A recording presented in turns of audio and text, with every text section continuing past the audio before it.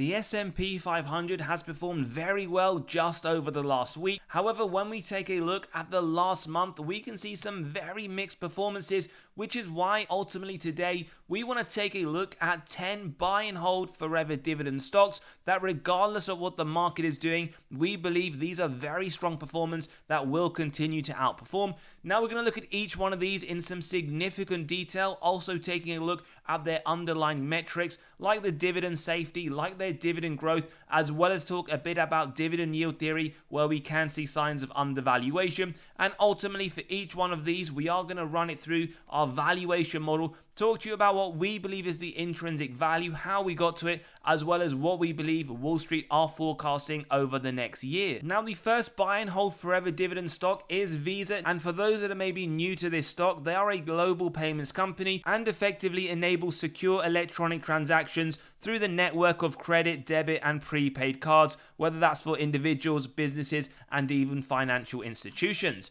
Now, we do notice a double buy signal from Seeking Alpha and Wall Street with a hold from Quant. Now, they do currently trade in the mid to upper end of the 52-week range with a yield of 0.78%, and we also want to point out their forward P does sit around 27. For context, the S&P right now does sit around 23, and over the last year it is up around 12%, although we do notice it has started to lag behind the S&P 500 overall. And one of the reasons for this, they have been under pressure. They did have weaker than expected results in their more recent quarter of 2024, and even though they did in fact show some strong growth in their revenue and earnings, they did miss the analyst projections, although very small, and this did lead to some investors being disappointed and also worrying about the slowing of their transaction volumes overall. However, having said that, over the last 10 years, they are up nearly 400% and have outperformed the S&P massively. Do bear in mind, as we go through today, this doesn't include dividends reinvested, so it will be slightly higher. Now, jumping straight in then to their underlying metrics,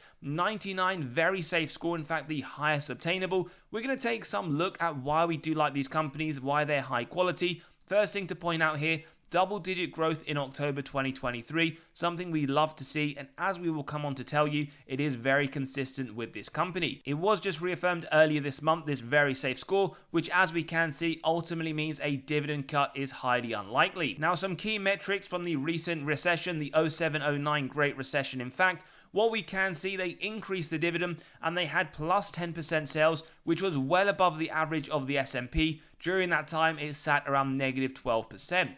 As we mentioned, one of the things we love about this company are those double-digit increases to the dividend, 18% on average over the last 10 years. Absolutely phenomenal, and they have been increasing those dividends for the last 15.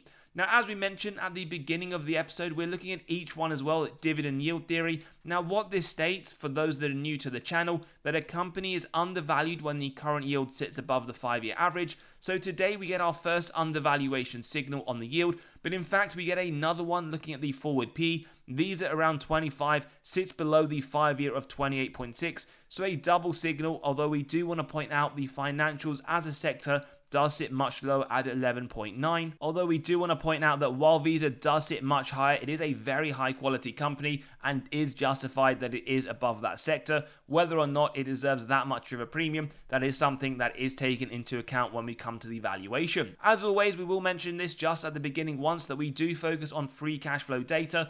Earnings does seem to be susceptible to manipulation by management through accounting, and we use below 60% for the majority of companies. That does give us faith management, especially in Visa, can continue to offer us those double-digit increases. No surprises then, below 30% every single year, 19 in 2023, 21 over the next 12 months. So again, we should be expecting this October a very strong increase. The second metric we focus on is the free cash flow payout. We want consistent increases over the longer term. In fact, what we notice here, they have more than tripled that from 266 to 962 in 2023 and anticipated to continue the upward trend over the next 12 months. We then move on to sales growth, where ideally we want to see a minimum of 3 to 7%, at least for the more mature companies. For Visa, nearly double digit every single year. Granted, that COVID year in 2020, as we will come to see for the majority of companies, they did have a drawdown to their top line, and 11% in 2023 is very strong. We can see that growth continuing, and for those that do like to see numerics, they've nearly tripled their top line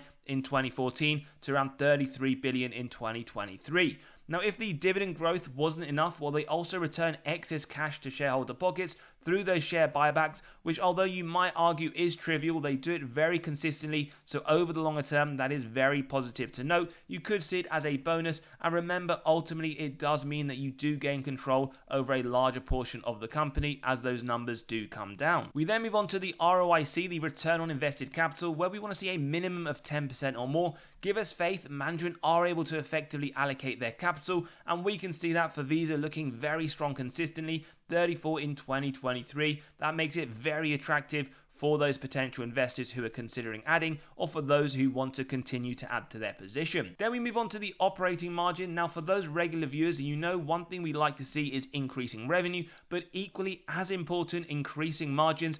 Give us that operating efficiency. Now for Visa, not only consistency well above the minimums we want to see, very large numbers, but it has been increasing 64 to 67, so a massive positive, and ultimately one of the best free cash flow machines that we do review on this channel, along the likes of MasterCard. In fact, very, very high in the low 60s just over the last few years as well, so absolutely phenomenal. And this ultimately brings us on to the final metric, the net debt to EBITDA. That is the earnings before the interest, the tax, the depreciation and amortization. And why we heavily focus on this metric, it does correlate to both balance sheet strength and dividend safety. We want to see below 3, and the numbers that you do see below are the number of years it would take the company to pay off all of their debt net of cash on hand.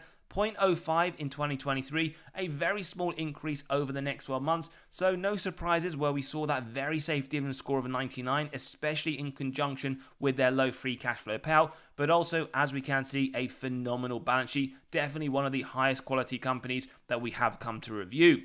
Now let's jump into the valuation. As always, if we do go through the episode, value is being provided. Smash that like button, hit that subscribe and bell button so you are continually notified of these videos as they drop. Now our intrinsic value of $323. Today we're going to look at 4 models. Some of them are relevant for every single company, some of them aren't. For our deep dives we do explain, but in today's episode we're going to get straight into the final calculation at $323. Now it is a little bit higher than Wall Street, their forecasted price of 316, and they see upside of 18%, but the most important thing that we like to do is add a margin of safety. Now we always start off with 10% as a bare minimum, and we execute on this if it meets our 3 golden criteria: a wide moat, strong financial metrics, and good forward-looking data.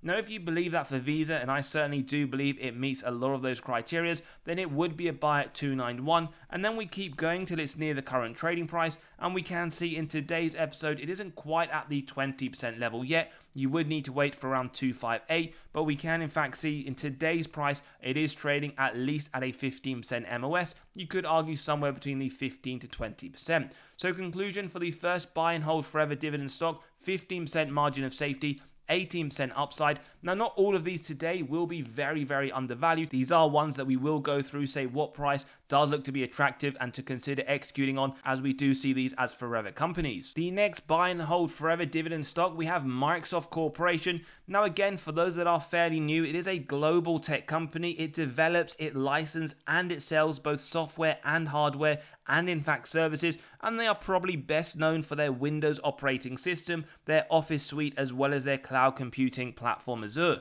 Now, no surprises, Wall Street giving it a strong buy here, Seeking Alpha giving it a buy with a hold from Quant. It is trading at the upper end of the 52-week range. The yield right now sits around 0.72%, and we do have a forward P of around 32. Now, over the last year, it is up around 31%. It has been outperforming the S&P, and you could argue a lot of this is due to the fact that they continue to have very strong earnings performances, with the majority of this being driven by the rapid adoption of its AI as well as cloud computing services, and they have also outpaced the expectations and in fact given investors increased confidence in their growth potential moving forwards. Now, in terms of over the last 10 years, they are up 827%. Again, another one that has significantly outperformed the S&P. Now, in terms of their dividend safety, very similar to Visa, 99, very safe, and we can see that double-digit growth to the dividend, 10% last September. So over the next few weeks, we are anticipating for Microsoft another increase announcement. Now, in the last recession, unlike Visa, they actually maintained the dividend. They didn't increase it, they didn't cut it, and we can in fact see negative 9%, not far off the average of the S&P, and they did in fact have a marginal beat, negative 48, as we can see and mention the S&P negative 55. Love to see this, as we just discussed, 10%, 16% over the last 20 years. So another very strong dividend growth company, and they have been increasing those dividends for the last 14 years, although they have been paying a dividend for the last 18 without a reduction. Now, moving on to dividend yield theory, what we analyze here is we have an overvaluation signal given the yield sits below the 5-year average, but we do note the forward P of 32 isn't too dissimilar from the 5-year of 31, so that is a reasonable valuation signal, and no surprise, it is much higher than information technology, and you could argue Microsoft alongside Visa are one of the most high quality companies in the market and maybe deserve somewhat of a premium to the overall sector. No surprises when we do look at the free cash flow, especially of companies that continue to offer double-digit increases. In fact, what I love to note here, 43-46% in 2015-2016 is actually been decreasing, now 30% in 2024, expected a little bit lower over the next 12 months. So it'd be a massive shock for me if over the next few weeks for Microsoft we didn't see another lovely double-digit increase. Free cash flow per share, very, very good in terms of that growth. $3 to around $10, so more than 3 times growth, and expected to continue that upward movement. So in today's episode, when we are running through these companies, do take a look, make a note of what are some of the high quality criteria that these companies do meet, and see if they apply to those in your portfolio or those on your watch list.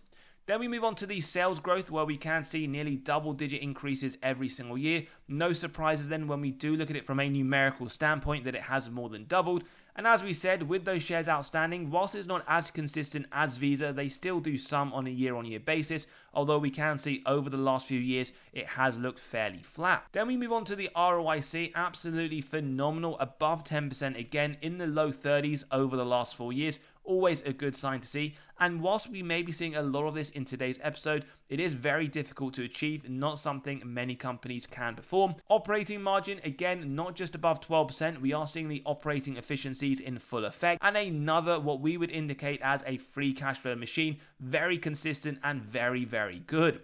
Then we get to the net debt to EBITDA. They have one of the best, if not the best balance sheets globally alongside Johnson & Johnson, 0.17 in 2024, expected there or thereabouts over the next 12 months. So again, no surprises why the dividend looks to be very safe and overall balance sheet looking secure.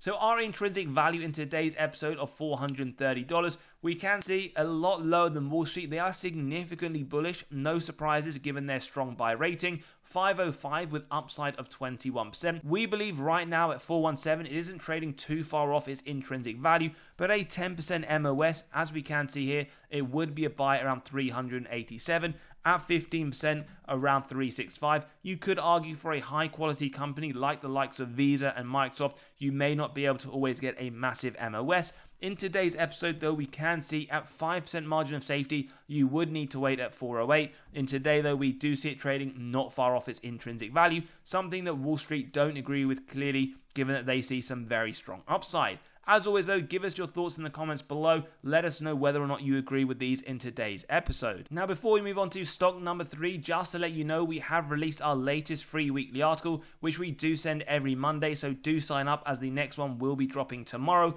We run through a lot of undervalued companies. We also discuss what goes on in the market, and in fact we have just released our latest 35 undervalued stocks for consideration in the month of August, where we also discuss each one that sits within our own portfolio as well. So don't forget to click below to sign up to get that latest article. The third buy and hold forever dividend stock, we have Nvidia Corporation. You could argue the godfather of the AI currently, and in fact for those that don't know too much about it, they are effectively a technology company. They design and manufacture GPUs, which are graphics processing units, as well as artificial intelligence hardware and software, and this is for gaming, professional visualization, data centers and automotive markets. Now another strong buy from Wall Street. If you want to see a deep dive, we did just release one yesterday. We also note a double hold from Seeking Alpha and Quant, trading on the upper end of the 52-week range, with a yield of 0.03%, a forward P of 46, and over the last year it is up significantly 186%. In fact, over the last 10 years, one of the best performing stocks, up 26,000%. And a lot of this, as you will have known, is due to the fact that there has been a strong demand for their AI-driven GPUs, as well as anticipation of some very strong earnings growth to continue in the triple digits. And they've also discussed their price increases on their next-gen chips and positioning themselves consistently as one of the dominant players in this massive booming AI market. Now, in terms of their dividend safety, another very safe score, although do bear in mind their yield is fairly trivial, not something they focus on massively, but they did in fact increase it triple digits in May this year at 150%. And when we take a look at the last recession, they didn't pay a dividend, so we have no comparative data. They had below average growth at negative 35%, and they massively trailed the S&P at negative 78%. As we mentioned, dividends aren't a focus of this company, although we see a very large increase this year, 1% over the last 5 years, 7% over the last 10 years, and in fact, we just want to highlight that over the last few years, they did in fact keep this dividend at a constant rate. Therefore, that 150% dividend increase isn't something that shareholders are massively getting excited about. Dividend yield theory as well isn't something we'd focus on, given the fact, as we mentioned, it is a very small percentage. And what we will draw your attention though is the forward PE. It does sit at 43.3, not too dissimilar from the 5-year average. So you could argue, based on that model alone, it does look reasonably valued. And no surprise, again, it does sit much higher than the information technology sector, 43 versus 26. And as always, these are justified when we have looked at our deep dives. They look very strongly in terms of their growth, historical projections, their future projections, as well as their profitability, which does look like no other. Then we talk about the free cash flow payout, again below 50% because we are being specific for the semiconductors, 1% in 2024, 2% over the next 12 months anticipated. So we really do believe if they wanted to, they could continue increasing those dividends at a triple digit rate. Free cash flow looking very strong, although do bear in mind the majority of this growth has just happened over the last few years, with some massive expectation moving into 2025. And then when we look at the sales growth, as we said, they have been able to increase their top line at a double-digit rate. In fact, just over the last year at a triple-digit rate. And it will be exciting to see over the next few quarters if in 2025 for the full year, they can continue with that insane growth. Now, numerically, we can see going from around 5 billion in 2015 to around 61 in 2024. In fact, when you just look at the last year, they have more than doubled that top line number, 27 billion to 61. One thing they haven't done over the longer term, but in reality you would not care one bit given that share price growth has been astronomical. They have diluted your position as a shareholder, although fairly minimally, and in fact from 2022 they have started to do some very small share buybacks. Then we get on to the ROIC, looking very strong, well above the 12% for semiconductors, 61 in 2024, 78 on a trailing 12-month basis. No surprises if this continues to rocket and does in fact go into triple digits, which is something very rare that we have only seen on one or two companies on this channel. We then look at the margins where we do get that operating efficiency, 16% in 2015, massive jump to 54 in 2024.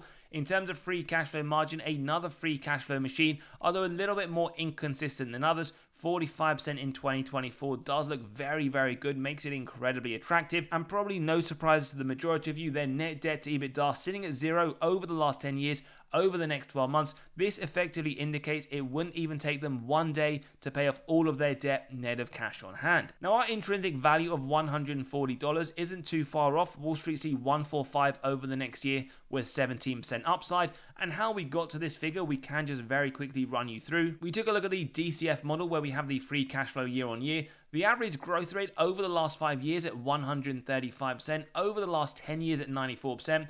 We have gone for a 30% moving forwards. Now we have a low, medium and high at 30, 35 and 25 as the low. Now using the 30% growth rate, we get the discount rate and the present value of future free cash flows. We add together with the cash, subtract total debt, get to the equity value, divide by the shares outstanding, and as you can see here, this implies 13% upside. Now for those that believe that is way too high, well, at a 25%, just for full transparency, you would get that $101, which does imply negative 19% downside. And for those that believe it should be a lot higher, a bit more optimistic, at 35% we can see 192, and that would imply 55% upside. Now, as always, these numbers are subjective, so you can grab a copy of this model in the pinned comments below to run your own numbers through, whether it's for Nvidia or any others. And we also want to point out, in yesterday's episode, we did talk about Bloomberg, where they see this AI market increasing at 42% year on year. And just to show what that would look like, we ran the numbers through. And in fact, you can see that is just under $300, meaning that over the next few years, if they can keep the numbers up, you are looking at some continued upside. Now, for today's episode, we are just going to take through that median rate of 30%. As we said, it takes it to 140. And with a margin of safety at 10%, we can see it would be trading not too far off the current value. Now, at 15%, for those that just want to know, it would be at 119. And at a 20% level, you would be looking at 112. As always, though, do give us your thoughts below. At 10% right now, an upside of 17%, it may not be as attractive, but remember, we believe these are buy and hold forever dividend stocks, and if you can get them at the right price, then they should definitely be a mainstay in the portfolio. The next stock we have is Costco Wholesale Corporation. Now, for those that are new to this company, they're a multinational retailer. Now, they're known essentially for their membership-based warehouse clubs, and they offer bulk goods at a discounted price. We do currently see a buy from Wall Street with a double hold from the other analysts, trading not far off its all-time and 52-week high. We see a smaller yield at 0.53% with a forward P at 54, making it one of the most highly valued companies in the S&P. It is up around 59% over the last 12 months, massive outperformance of the S&P, and one of the main reasons is due to the continued sales growth that they do see, and this is in the discretionary categories, the e-commerce, and they also have a very high membership renewal rate, and we do believe that they have positioned themselves as a resilient leader in the retail sector, and that is effectively despite all the economic uncertainties we have seen just over the last few years. Over the last 10, as we mentioned, significant outperformance of the S&P, up 710%. Now, another very safe dividend score of 99 and another double-digit increase to note, 14% again just this year. And one thing maybe you don't know with this company, as we will come on to see, they do pay a special dividend. Now, they increased the dividend during the 07-09 Great Recession, above average sales, and they also outperformed the S&P, although fairly marginally, negative 38%.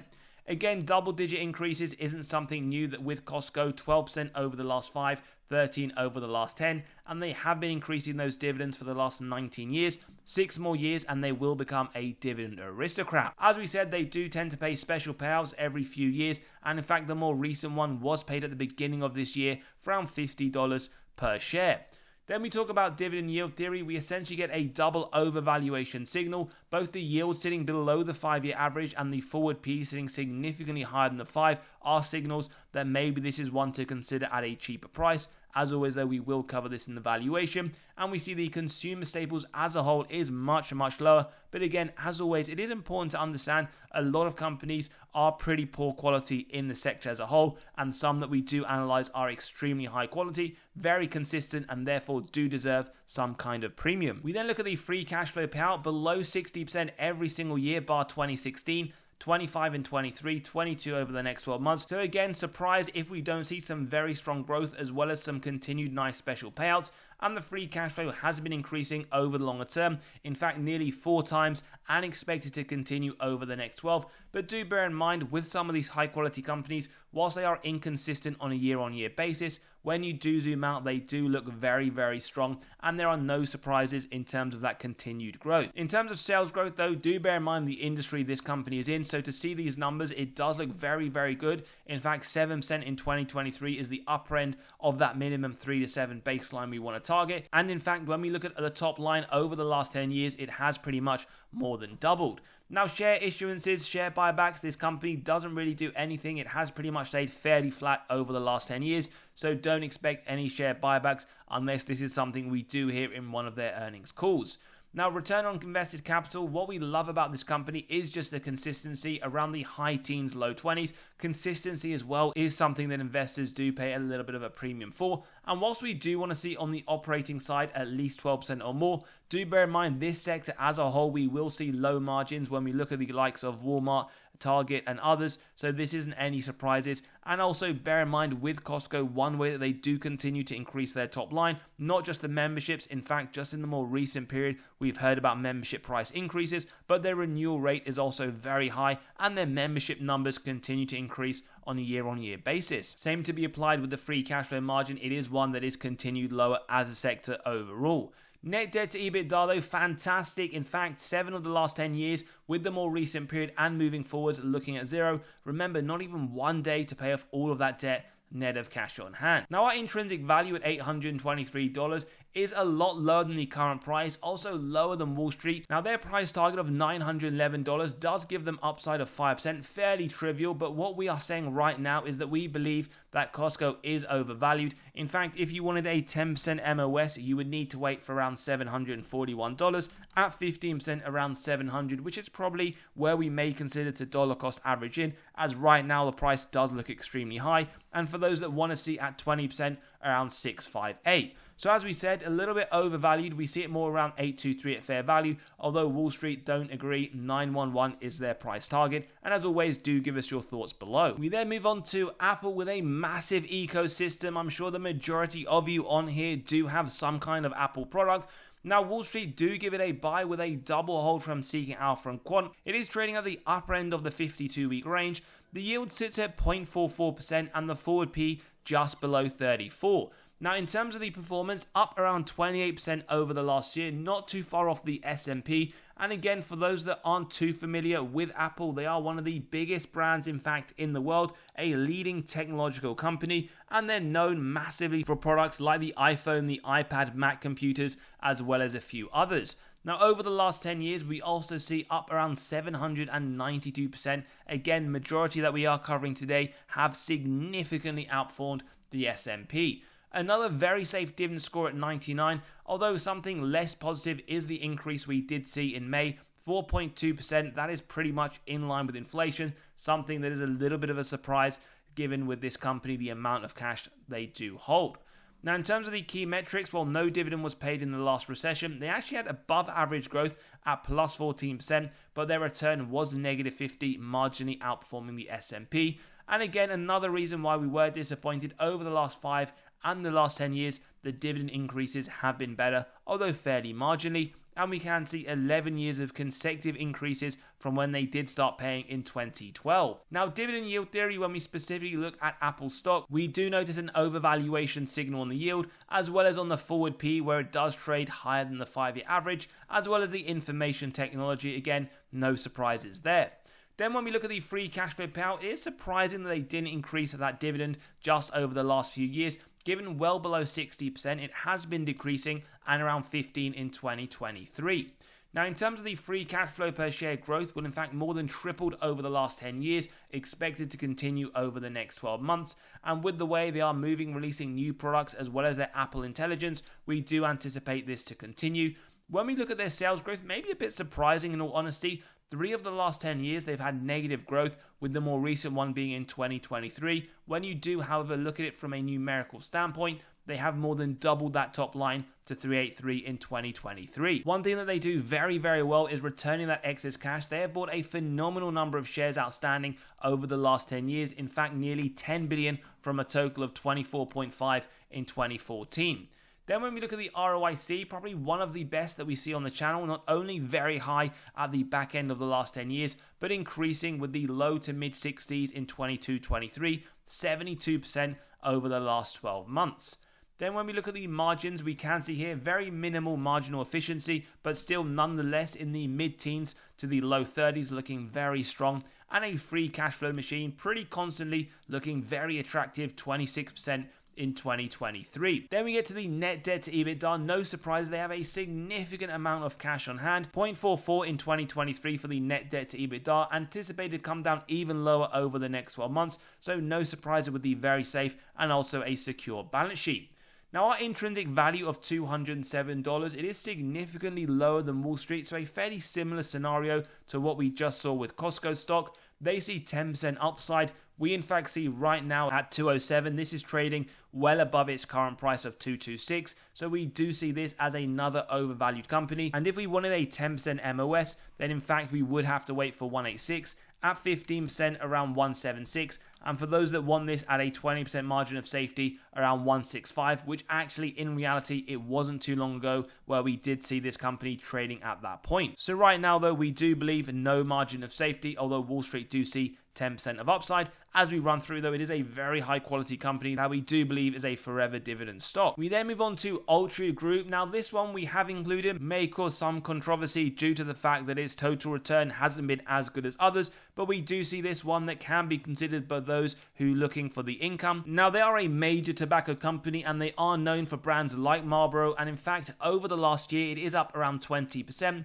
over the last 10 years up around 21%. Bear in mind though, this doesn't include those dividends reinvested, and we do see a double buy rating with a hold from Quant, trading pretty much towards its 52-week high with a very attractive yield of 7.6% and a forward P sitting around the 10 mark.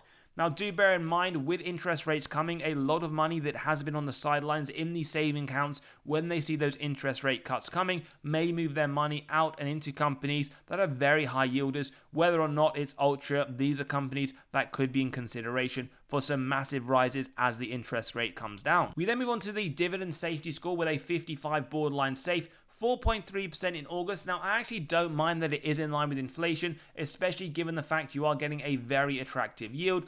But ultimately, this dividend safety score, it was reaffirmed just a few days ago, and it's important to understand that it suggests a moderate risk of a dividend cut over a full economic cycle. Now, in the last recession, how did they do? Well, they increased the dividend. They did have massive below average growth, but they massively outperformed the S&P, -20 with the S&P -55. As we mentioned, dividend growth 4% in August last year, 5 over the last 5 years, although if you do go back over the last 20, it is around 2%. Also important to understand, they are a dividend king with 54 years of consecutive increases. Then we move on to dividend yield theory. Now, you could argue slight overvaluation or reasonable valuation. The yield isn't too far off the 5-year average, as well as the forward P sitting marginally higher at 9.8. But ultimately, when we compare it to the sector, Altria sits significantly lower at 9.8 versus 18 for consumer staples. Now, free cash flow payout, we don't mind going higher, around 85% for tobacco companies, and that looks to be okay, 63% in 23, 86 over the next 12 months, so no red flag indicators so far. Then when we look at the free cash flow, well, it has nearly tripled over the last 10 years, although we do want to point out over the next 12 months, it is anticipated to come down. And when we look at sales growth, it depends which side of the coin you sit on. A lot of people believe that this industry is dying, whereas others believe that they will be able to diversify, move into non-tobacco stocks to help regenerate that top line increases over the longer term. But we do want to point out over the last 2 years, they have been decreasing, -2, -1 in 2023. And from a numerical standpoint, 18 billion in 2014, 21 in 2023. What we want to see is them at least at a bare minimum increasing in line with inflation. Now, they have been returning excess cash. They have been doing those share buybacks, as we can see. Fairly consistent, but fairly trivial. But as we have said earlier, it is a nice bonus on top of that dividend. ROIC looks very, very good as well. Well above the 15 we want to see for tobacco companies and increasing. And a lot of people always ask, why don't we look at British American Tobacco? But when we have gone through the numbers, the metrics, Altria does seem to be significantly better in pretty much every department. In terms of the margins, massive operating efficiencies, margin 44 to 59 in 2023, and free cash flow well above that minimum 20%, which is a lot higher than the 5 we see for other companies on a year-on-year basis. 53 looking very good in the more recent period. We then get to the net debt to EBITDA, where it is below 3 for tobacco every single year.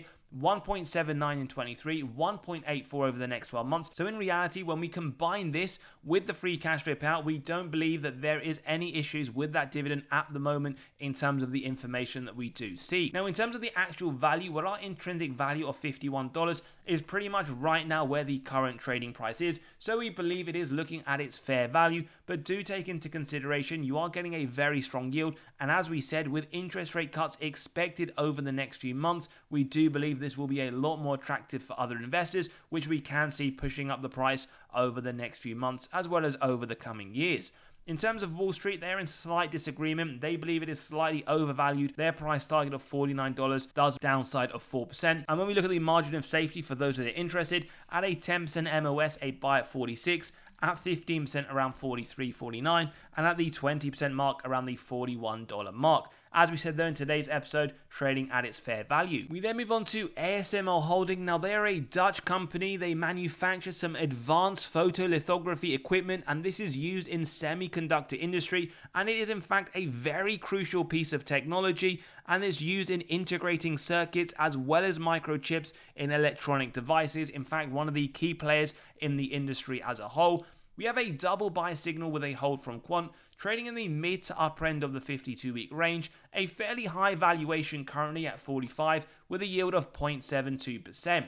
Over the last year, phenomenal performance, up 42%. Over the last 10 years, significant outperformance of the S&P, up 883.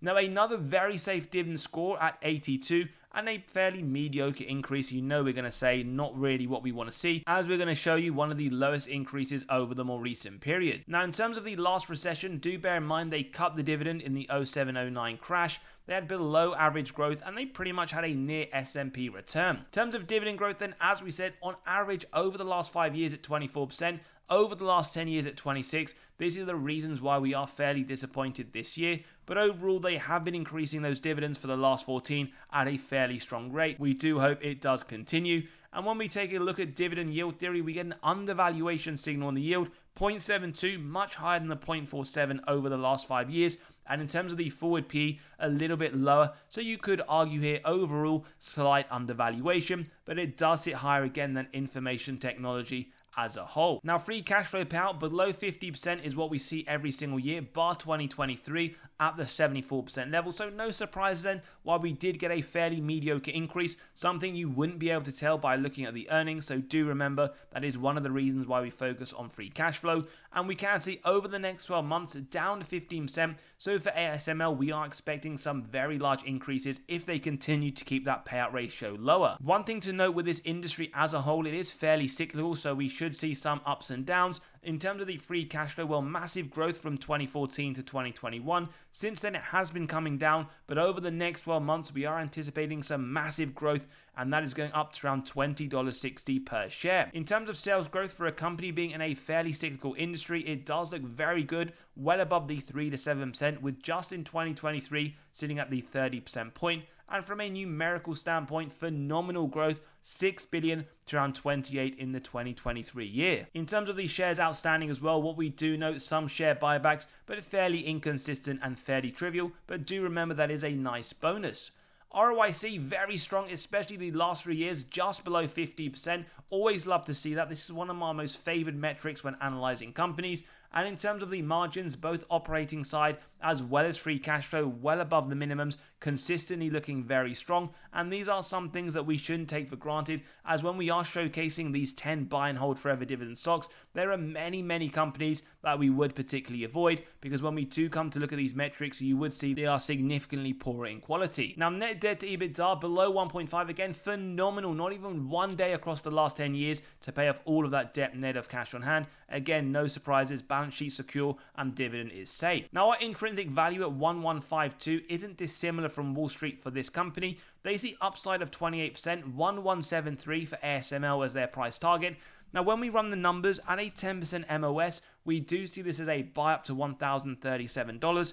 We keep going, so 15%, 980. And in today's episode, we do see this now trading at a 20% margin of safety. Definitely one to consider if you want to have some kind of hold in the semiconductor space. But alongside Nvidia, we do believe this is an incredibly important company, and do go check out our deeper dives if you want to understand a bit more. As always, do give us your thoughts as we go across today. We then move on to McDonald's, which really needs a little introduction. A global fast food restaurant chain. They're known for their burgers, their fries, the Big Macs. Some people love them, some people hate them. Now, they are down around 2% over the last year. If you're a regular viewer, you know we ran through their latest quarter. They haven't had the greatest footfall in terms of people coming in to their stores. We also note they have brought out the $5 menus to try and attract customers. It hasn't really been working for them so far in the more recent period, and there's also been boycotts as well. Now, over the last 10 years, we do note still up 195%, significant outperformer of the S&P. In terms of the last 52 weeks, it is in the midpoint. We get a double buy with a hold from Quant. In terms of the yield, well, 2.4% and a forward P that now sits not far off the S&P. Now, dividend safety, 77, so it does look to be safe. Dividend growth, 9.9% just over the last year, so very nice to see. And when we look at the last recession, well, they did in fact increase the dividend. They had above average growth at -6%, and one of the best, if not the best we've reviewed on this channel, -3% in the last recession, significant outperformance of the S&P. We also note it wasn't a one-off. In fact, over the last 5 years, 8% increase to the dividend. Over the last 20, double-digit 15%, something we really love to see. Not only are they a dividend aristocrat with 25 plus years of consecutive increases, but they are now 3 years away from becoming that lucrative dividend king status. Now, in terms of dividend yield theory, we have an undervaluation signal on the yield, an undervaluation signal on the forward P, so a double signal, but we do know consumer discretionary as a whole does sit much, much lower. Now, in terms of the free cash flow payout, what we can see below 50 for restaurants. Whilst it has been decreasing over the longer term, it is still above that in 2023, coming lower over the next 12 months, so hopefully we can continue to see, at a bare minimum, high single-digit increases. Now, free cash flow per share moving in the right direction that we want to see, more than doubled, and expecting to continue over the next 12 months. And in fact, the sales growth, one thing that we would say, they have recently changed their business model, but we can see the growth to their top line hasn't been perfect, but we do note in the more recent year, 10%, and something do bear in mind why we have noted their share price has been coming down due to the fact that their numbers haven't been as strong as maybe the market has anticipated. Then we move to the shares outstanding, where they have been doing share buybacks over the longer term. Some years a lot more than others, but ultimately something that we can keep an eye on, and it will depend throughout these different companies how they do spend that capital allocation, whether they're doing on dividends, share buybacks, putting into R&D, or different methods as well. In terms of the ROIC, above 12% for restaurants, that is what we see year on year, and from the lows of COVID of 2020, 16%, we do see it increase to 23% over the last 2 years. Margins also looking absolutely beautiful. We see the essential operating efficiency 29 to 46%, and the same to be said, free cash flow already above 5% in 2014, but has been upwards moving, something that we do like to pay a lot of attention to in terms of the growth, not just on the revenue, but also the margins. We then look at the net debt to EBITDA. Below 3.5 is what we want to see. It has been straddling around that on a year-on-year basis. Nice to note in 23 and over the next 12 months, it is expected to sit below around 3.2. Now, our intrinsic value of $286. And as always, if you do find these videos useful, helpful, smash that like button, hit that subscribe and bell button so you are continually notified of these videos as they drop. At 286, when we do run it through the model, a 10% MOS would be a buy at 257. Not quite there yet. In fact, in today's episode, not even at a 5% margin of safety. So we believe McDonald's, whilst it is a buy and forever hold company, it isn't one that right now shows any undervaluation. Although Wall Street, whilst they do see upside of 6%, fairly agree with a price target of 295. The next company we're looking at is the Home Depot. Now, for those that are new to this company, they're a major American retailer. Now, they specialize in home improvement as well as construction projects. Now, they are up around 9% over the last year. Over the last 10 years, another outperformer of the S&P, trading right now in the upper end of the 52-week range with just a buy from Wall Street. Now, in terms of the yield, 2.49%, and we see the forward P does sit around 24, and you could argue one of the reasons why over the more recent period it has lagged behind the S&P is due to the economic uncertainty, rising interest rates affecting the housing and renovation markets, as well as competitive pressures, something we do expect to ease with rates coming down. Now, a very safe dividend score of 87, 7.7% increase in February, so it is looking good so far. And when we do look at the last recession, well, they actually maintained the dividend, they had average growth, and they also marginally outperformed -44%. As we said, nice growth, but also look over the last 5 years and the last 20 years, consistent increases at a strong rate is something that is typical with Home Depot. Now, 15 years of consecutive increases, although do bear in mind 36 years of paying a dividend without a reduction.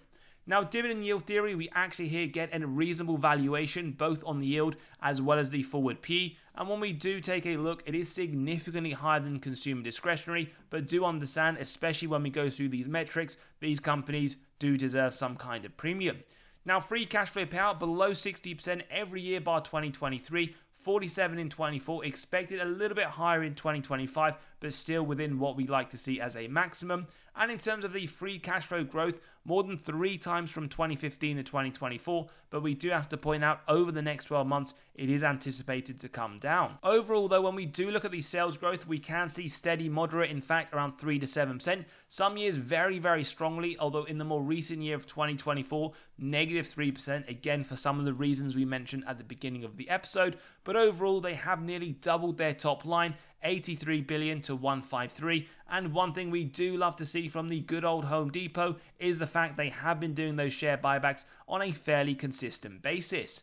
Then we look at the ROIC, very, very strong. We love to see this consistently well above the minimums here. 45% in 2023, 39% in 2024, and 31% on a trailing 12-month basis. Then we get to the operating margin. Well, as we can in fact see here, above the minimums year on year, fairly consistently as well. And the free cash flow margin, pretty much the same to say. Always do love to see consistency in any company we analyze. Net debt to EBITDA as well, below 3, 1.84 in 2024, expected to go higher over the next 12 months, still below the level, something we can keep an eye on, but overall it does look good in terms of both balance sheet strength and dividend safety. Now our intrinsic value of $385, pretty similar to Wall Street at 386, they see 7% of upside, and when we do run it through the MOS calculation, we can in fact see in today's episode, it doesn't have that level yet. 347 would be the typical buy price, and at a 5% MOS, that is where we see this company right now. Now, for those looking at 15%, well, it would be a buy at 327. Those looking at 20%, you would have to wait for around 308. But as we said, 5% MOS with Wall Street indicating 7% upside. We then move on to United Health Group. Now, for those that don't know, they are a major American healthcare company. They provide a range of products as well as services through health insurance and other divisions. Now, over the last year, they are up around 15%. In terms of over the last 10 years, well, up 590%. Again, another outperformer of the S&P. Trading right now towards the upper end of the 52-week range, although we do note a strong buy from Wall Street, a buy from Seeking Alpha with a hold from Quant. Now, in terms of their yield, it is 1.45%. In terms of a forward P, it does sit just below 21, so it does trade lower than the S&P as a whole. We get another very safe dividend score of 99, and as always with a lot of these companies, very nice growth, 12% in June this year. Now when we look at the last recession, they did in fact maintain the dividend, they had above average growth, and they also marginally trailed at negative 63%.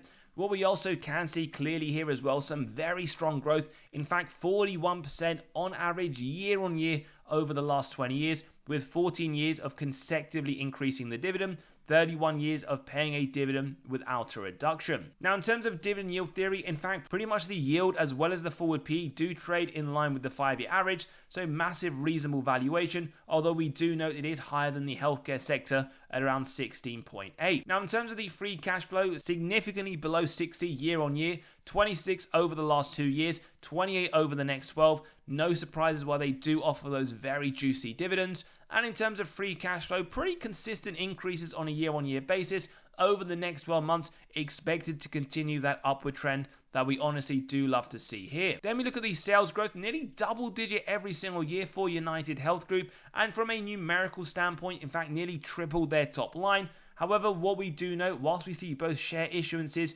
as well as effectively share buybacks, over the longer term, some very minimal share buys, but as we said, it is a nice bonus regardless. We then look at the ROIC now very consistently, which is very nice to note, around the high teens, 19% in fact, over the last 5 years. And when we do look at both margins, does leave a little bit to be desired, but again, this is something that is industry-wide. Whilst we want to see above 12 for the majority of companies, we note here in fact 7 to 9%, and the margin straddling around what we ideally want to see, 7% over the last 3. Now we end this metric here with the net debt to EBITDA consistently below 3, 1 in 2023, 1.01 over the next 12 months. So in fact, a very strong company, love the balance sheet, as well as the dividend, which looks to be safe, as well as continued increases anticipated. Now our intrinsic value at 586 is a little bit lower than Wall Street at 600, where they see 4% upside, but ultimately we do believe this is a high quality company. It's trading around its fair value. For those that wanted 10% MOS, well, a buy at 527.